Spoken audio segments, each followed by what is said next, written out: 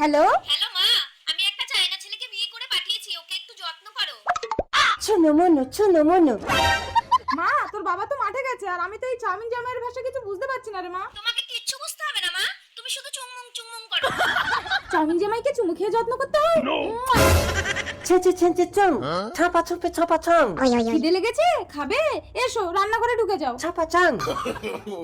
ওই গো, মাঠ থেকে কাজ করে এসেছি, পান্তা দাও। কি গো শুনছো? তোমার মেয়ে একটা চাউমিন ছেলেকে বিয়ে করে পাঠিয়ে দিয়েছে। আরে থাক, থাক, থাক, নতুন জামাইয়ের গায়ে হাত তুলো না। ওগো, চায়নাটা কি খায় তুমি জানো? আরে আমি জানি, চায়নারা যেটা বার করে সেটাকেই আবার ঢোকায়। বাবা একটু বারান্দায় গিয়ে বসো, আমি এক্ষুনি তোমার জন্য খাবার বানিয়ে পাঠিয়ে দিচ্ছি। ছোমা তুমি কড়াইতে তেলটা গরম দিয়ে দাও, আমি মালটাকে গোল গোল করে পাক দিয়ে দিচ্ছি।